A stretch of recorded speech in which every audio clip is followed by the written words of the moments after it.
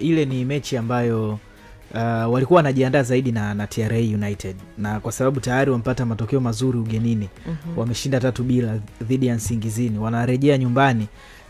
Kwanza tu kwa namna ambavyo mwalimu alipanga kikosi chake cha kwanza, unagundua kabisa alikuwa anataka timu irelax, lakini pia style ya uchezaji, Simba hawakuwa na kasi, hawakutaka kufika milini kuepusha ile kugongana. Ni wazi kabisa kwamba mwalimu katika ile mechi dhidi ya Nsingizini ya marudiano alikuwa anataka apate tu matokeo ambayo yatamfanya avuke kwenda kwenye hatua inayofuata, na alifanikiwa. Wametoka sare bila kufungana, manake wachezaji ambao walipumzishwa katika ile mechi, Selemani Mwalimu, Soa, ambao walipata nafasi ya kucheza kwenye zile mechi nyingine, Mukwala ambaye pia hakuanza mechi ile, anakuja anaanza Mutale, Nio Maema alipumzishwa. Kwa hiyo mwalimu huenda wachezaji hao ndo ambao wanaweza wakapata nafasi kubwa kucheza kwenye mchezo wao dhidi ya TRA United. Na TRA wamekuwa tangu wakiwa Tabora, tangu wakiwa wanaitwa Tabora, wamekuwa wakijitahidi kuhype mechi zao, kuzifanya mechi zao zinaonekana ngumu sana nje ya uwanja. Yaani anapocheza na Simba au anapocheza na Yanga, promotion inakuwa kubwa, mechi inaonekana ngumu, lakini mwisho wa siku wakiingia kiwanjani wanakuwa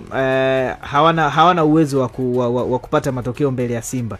Na Simba amekwenda mara 2 katika ule uwanja. Msimu ule wa kwanza wa Tabora United alishinda 4-0, msimu wa pili, msimu uliopita ameshinda 3-0. Na sasa hivi ukiangalia kipindi inaitwa Tabora msimu uliopita, at least walikuwa na timu nzuri, kina Makambo walivyokuepo, kina Kevin Kingu Pemba, kina Yakuba Sonye. Sasa hivi timu imepungua makali, na ukiangalia wachezaji waliopo, Adamu ndo striker wao, Chilunda pamoja na Riland Sulusajo, ambao kiukweli bado wana struggle, hawana timu imara sana. Wamecheza mechi 3, wametoka sare mechi zote, lakini katika hizo sare kuna mechi 2 ambazo wamefunga.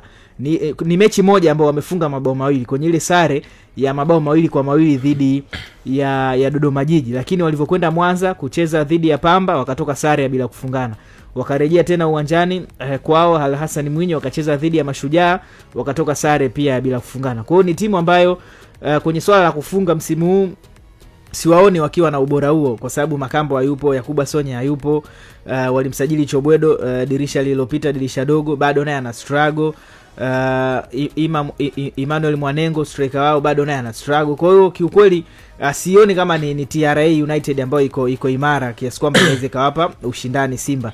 Na kizuri ni kwamba Simba mechi yao ya juzi dhidi ya Nsingizini ya hapa Dar es Salaam walikuwa wanaicheza, lakini huku wakiwa wanafanya maandalizi ya kucheza dhidi ya TRA United. Kwa hiyo kama Simba wataingia na full mkoko, kile kikosi ambacho kilianza dhidi ya Nsingizini kule Eswatini, ni wazi kabisa TRA United watakutana na mechi ngumu sana. Labda wakamie mechi. Swala la hamasa, unajua kuna namna wachezaji wakiwaidiwa fedha, kuna ile fighting spirit ambayo wanakuwa nayo, wanaweza wakawapa mchezo mgumu Simba labda kufika milini, lakini mwisho wa siku kiufundi bado unaona wameachwa mbali na Simba, na Simba ana nafasi kubwa ya kuendelea kupata matokeo katika uwanja ule. Yaani kitu rahisi cha kusema hapo Nation ni kwamba Tabora wategemee labda uwanja wa Bebe. Ndio kitu kikubwa kabisa. TRA wategemee pitch, eneo la kuchezea ndio liwabebe. Lakini kwa kwanza kuangalia wao namna ambavyo wameanza ligi na namna ambavyo Simba wameanza ligi ni vitu viwili tofauti. Huyo Pamba alicheza na Simba, si ndio? Pamba alicheza na Yanga. Na na Yanga.